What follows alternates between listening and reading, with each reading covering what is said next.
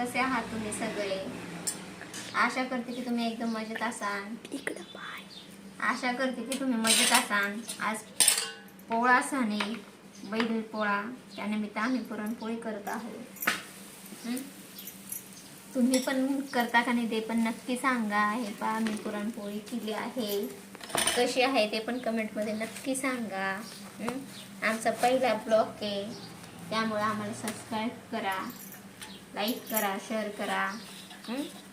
भरभरून आमच्यावर प्रेम करा. हां, आमच्या इकडं खूप बैल आहे. आम्ही खेड्यात राहतो, त्यामुळे आमच्या इकडे खूप बैल सजवता. तुमच्या इकडं पण सजवता का नाही ते पण सांगा. आमचा मुलगा बैल पोळा बघायला जाणार आहे. आमच्या इकडे खूप मोठा बैल पोळा असतो. तिथं सगळे लहान मुलं सगळे जातात. आणि आमच्या इकडं प्रत्येक मंदिरात नारळ फोडला जातो. तुमच्या इकडं पण प्रत्येक मंदिरात नारळ फोडला, बैल पोळ्याला फोडतात आणि ते पण आम्हाला नक्की सांगा. आमच्या इकडं बैल पोळ्याला प्रत्येक मंदिरात नारळ फोडण्याची प्रथा आहे. तुमच्या इकडं पण ही प्रथा आहे का ते पण नक्की.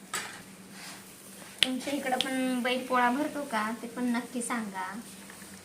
आता टाइम 5:02 झालेले आहे, पण अजून अर्धा पाऊण तासाने आमच्या इकडं खूप छान बैल पोळा भरतो मंदिरापुढे.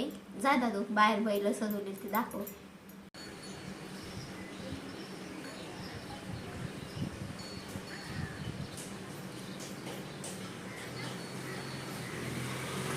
बघितली का गाईस तुम्ही, बाहेर बैल सजवलेले.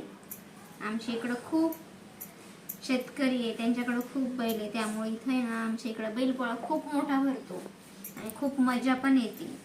बैल असे एकदम रंगीबेरंगी, त्यांचे शिंग वगैरे इतके छान सजवताना ते पाहून एकदम असं छान वाटतं. त्यामुळे तुम्ही पण आम्हाला सांगा की तुमच्या इकडे बैलपोळा कसा साजरा केला जातो. आमच्या इकडे बैलपोळा खूप मोठा साजरा केला जातो. बैल इतके छान सजवता की असं वाटतं की त्यांच्याकडे पाहतच राहावं. इतके आणि खूप छान बैल सजवता, इतके छान सजवता की नुसते अशी मंदिरापुढे गेलं का नुसती जत्राच भरते.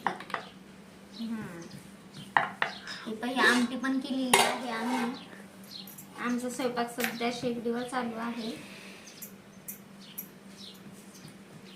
हा, तुम्ही पण काय काय बनवते पण नक्की सांगा.